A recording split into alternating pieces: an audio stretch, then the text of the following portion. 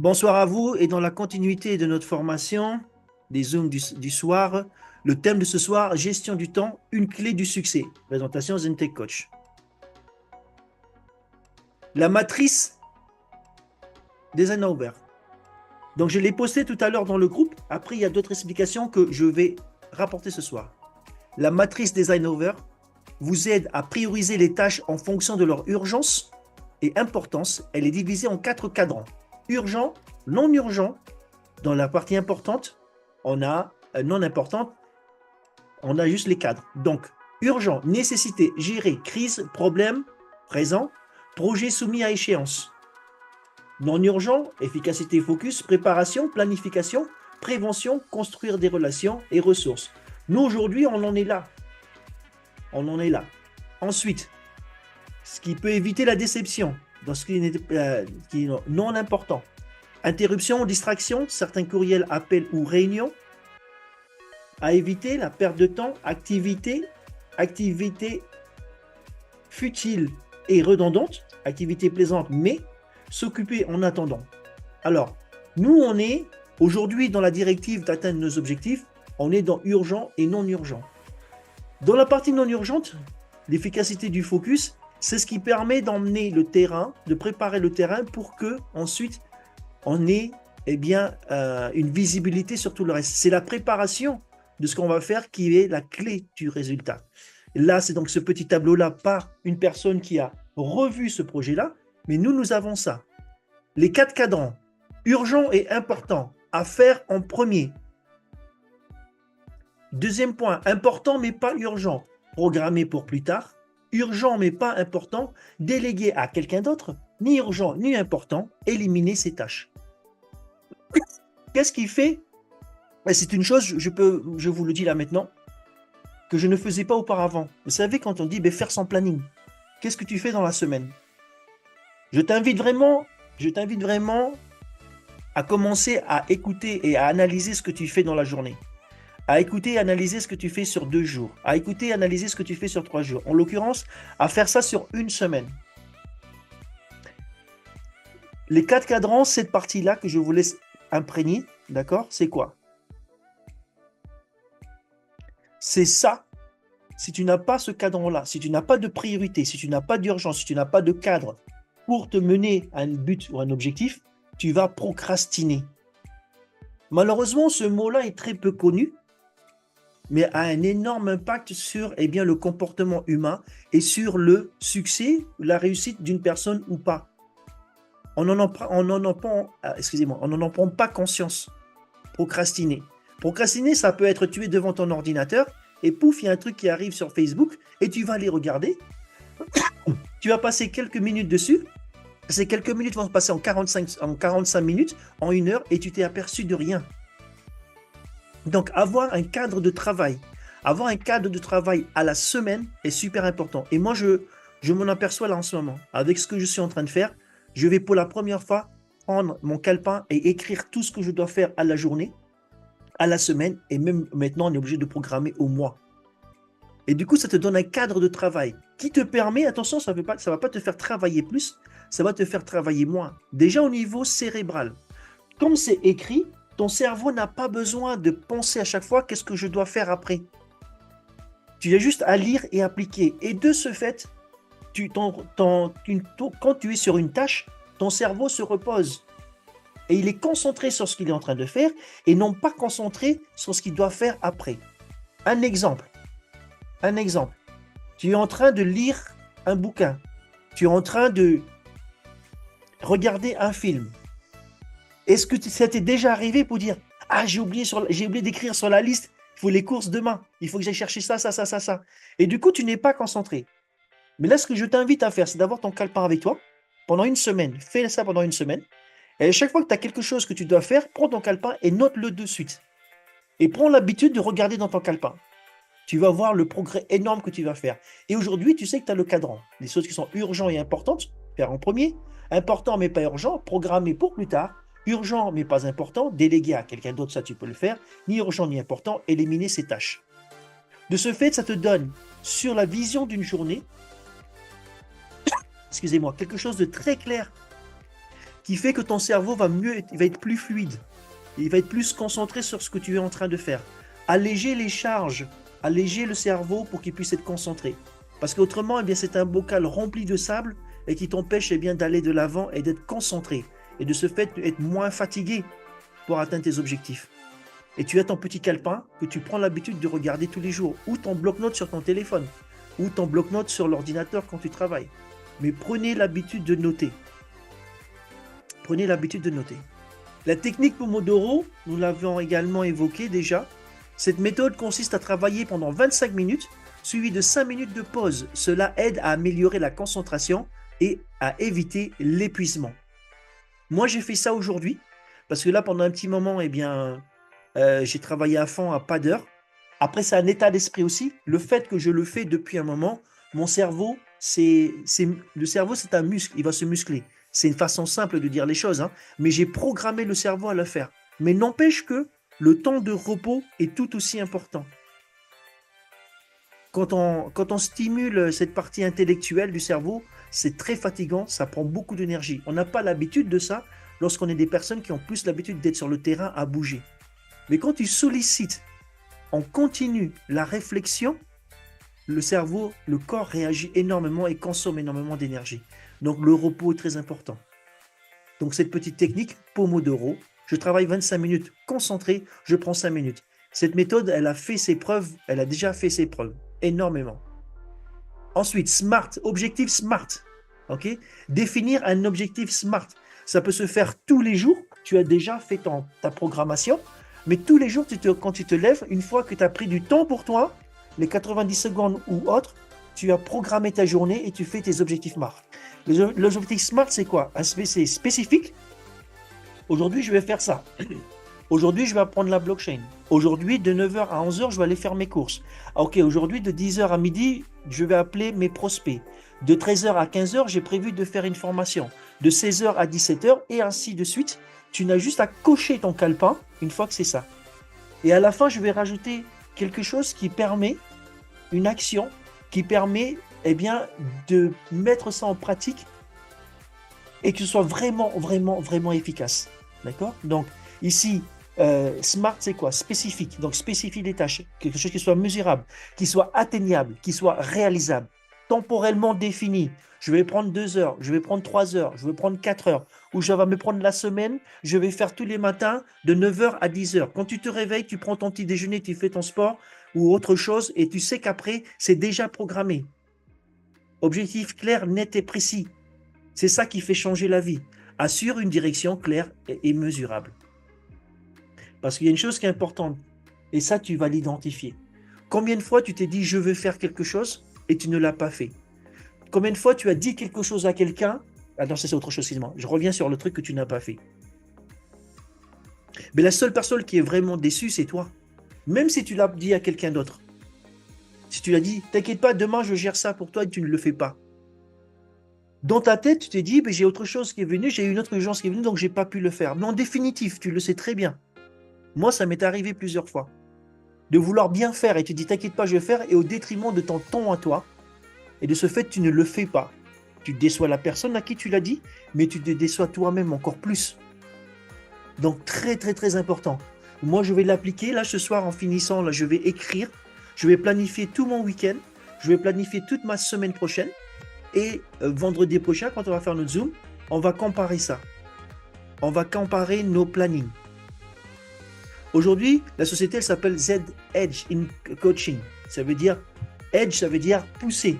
Ça veut dire aller chercher. Ça veut dire avoir un suivi. Ça veut dire être engagé par rapport à ce que moi, je fais. Moi, je te donne les informations et ensuite, je vais vérifier si tu les as fait. Parce que juste te donner les informations, on peut tous le faire. Et je précise bien, pas des conseils, des informations. Parce que dans le type de coaching qu'on est en train de faire, c'est toi en tant que personne qui dois t'engager pour aller chercher ta réussite après ou ton changement. Mais ce n'est pas mon rôle à moi. Ce n'est pas de t'influencer, c'est de te donner les éléments pour que tu puisses le faire. Parce qu'à partir du moment où toi, tu t'engages parce que ça résonne en toi, c'est là que la différence, elle va se faire. Je peux effectivement aller plus loin, mais la première approche, elle est juste de te donner les éléments, d'expliquer pourquoi, comment, où. Et c'est toi qui t'engages. À partir du moment où tu t'engages, tu sais très bien que tu vas Tu vas conscientiser ce que tu fais. Mais parfois, aujourd'hui, on sait qu'il y a des méthodes. Et c'est ce que je suis en train de te donner là maintenant. OK? Atteignable, ça, je vais revenir dessus. Je vais revenir dessus. Parce que souvent, on veut décrocher la Lune alors qu'on n'a même pas encore construit l'échelle. Et après, on est déçu. Donc, je t'invite à regarder vers la Lune. Ton objectif, c'est la Lune. Mais ton attention, elle est à construire ton échelle. Je crois que tu as compris.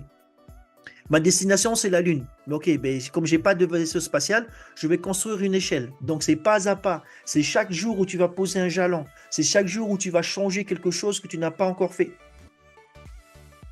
Cadre de productivité. La méthode GTD, Get Things Done, créée par David Allen. GTD se concentre sur la capture des tâches, leur clarification, leur organisation, la révision et l'exécution. C'est ça que je veux vérifier vendredi prochain. La révision de l'exécution. Est-ce que tu as fait ton cahier? Est-ce que tu as noté? Les moments où tu n'as pas noté, d'accord? Ce sont des moments où tu n'es pas concentré sur ce que tu dois faire pour construire ta vie. Parce que sur ce papier, tu vas écrire ce que tu veux faire pour changer ton quotidien aujourd'hui, demain et pour toujours. La règle des 2 minutes sur une tâche. Si une tâche peut être effectuée en 2 minutes en moins, faites-le immédiatement. Ce sont des choses anodines du quotidien, ça. Hein. Par exemple, tu dois sortir la poubelle. Ah, bah attends, je vais le faire après, parce que là, je suis occupé à regarder un truc sur mon téléphone. Ah ben, cette tâche-là ne sera pas faite tant que toi, tu n'auras pas bougé. Par contre, si tu prends tout de suite tes 2 minutes et que tu vas acter sur ce que tu dois faire, tout de suite, eh bien, tu l'as récupéré, ce truc-là, tu l'as éliminé, c'est fait, tu passes à autre chose. Et tu gagnes du temps. Planification hebdomadaire, c'est ce que je vous disais. Consacrer un moment chaque week-end pour planifier la semaine à venir. Cela inclut la fixation d'objectifs, la priorisation des tâches et le blocage des plages horaires dans votre calendrier.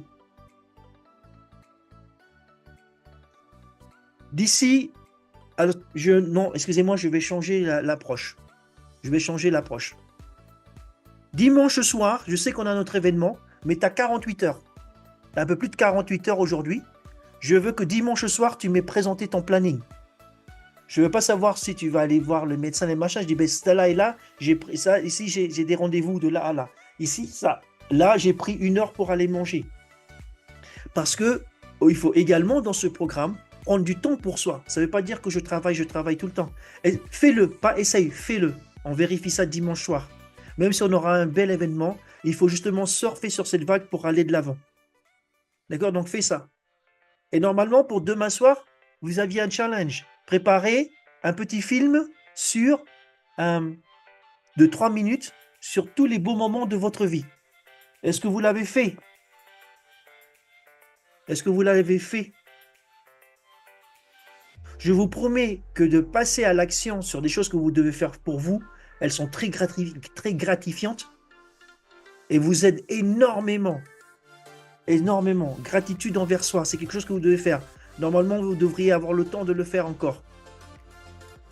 Ou si vous n'avez pas le temps de le faire, prenez 1 ou 2 photos et vous allez prendre 3 minutes au micro pour expliquer. Si c'est plus simple pour vous, on peut faire ça aussi. Et donc, ce sera ça dimanche soir avec, eh bien, la planification de votre semaine. Conseil pour une meilleure gestion du temps. Limitez les distractions. Identifiez vos plus grandes distractions et cherchez des moyens pour les minimiser. Facebook, assis sur le canapé,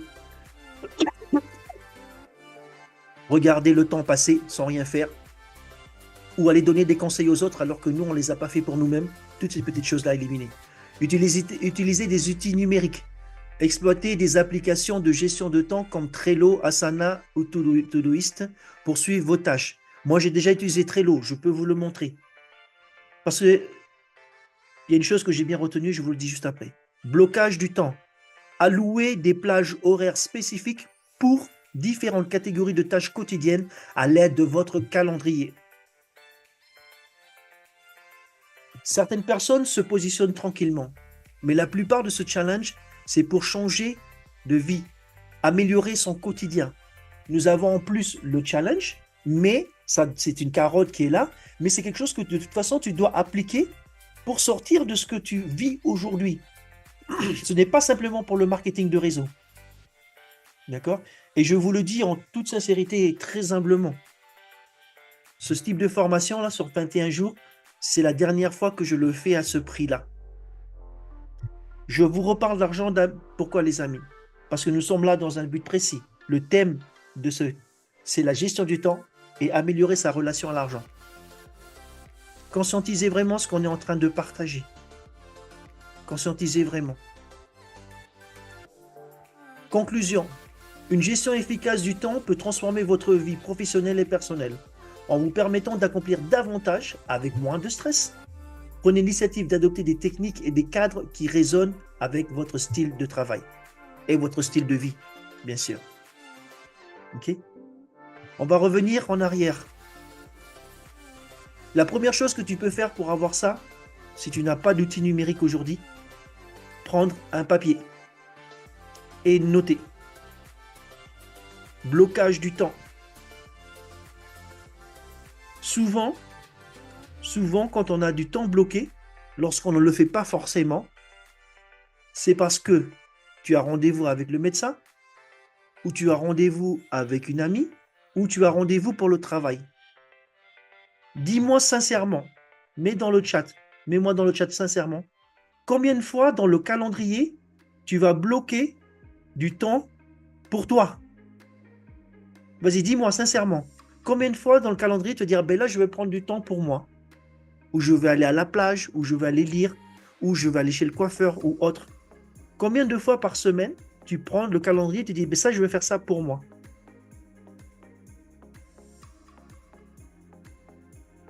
Combien de fois dans une semaine? 2 heures par jour, Flo? 90% du temps, tu fais ça pour toi, Pépito.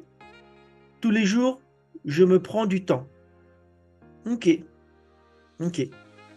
Ensuite, dans le temps que tu prends pour toi, il est très important. Qu'est-ce que tu en fais? Est-ce que tu prends vraiment du temps pour toi parce que tu vas aller te ressourcer? Ou tu prends du temps pour toi parce que tu as du ménage à faire à la maison? Ou tu prends du temps pour toi pour aller faire des courses? Tu sais, ce temps-là où tu penses plus à rien et que à toi. 2 heures par jour pour Gaëtan et Gloria. Ok, d'accord. Maintenant, je vais pousser plus loin. Ce ne sera pas pour dimanche soir, mais ce sera pour mercredi soir. Mercredi soir, vous allez vraiment conscientiser qu'est-ce que vous faites pendant ce temps-là que vous prenez pour vous. Qu'est-ce que vous faites pendant ce temps-là que vous prenez pour vous? Vous allez voir, c'est très intéressant. C'est très intéressant. Distraction, voilà.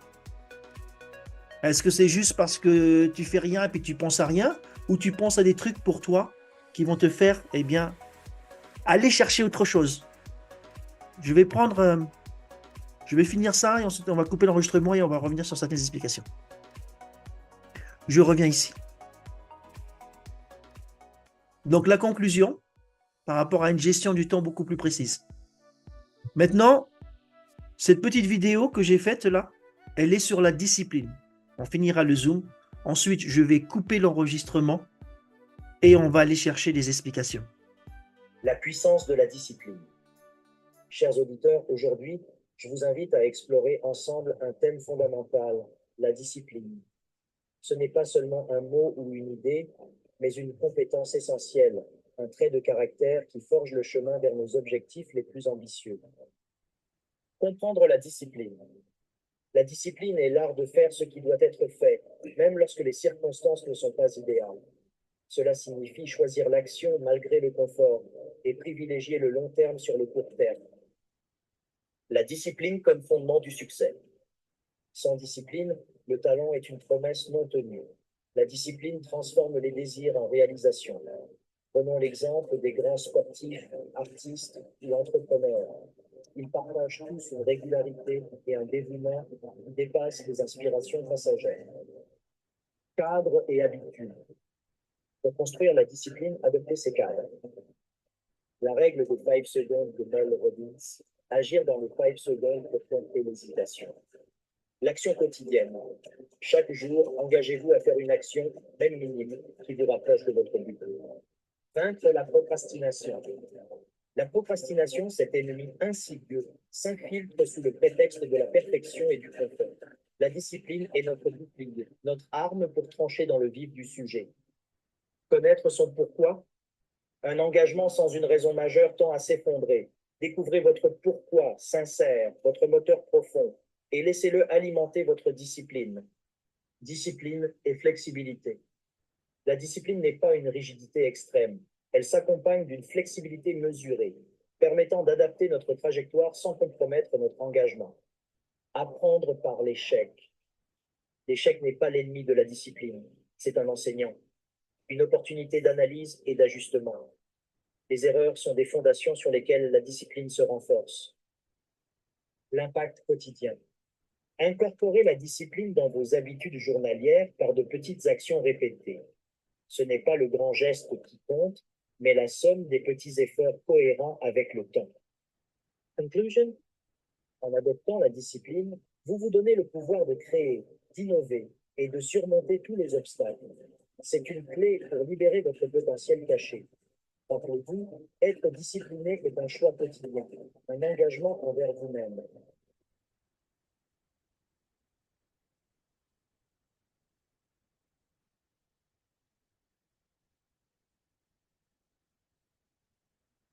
Voilà notre petite vidéo de ce soir.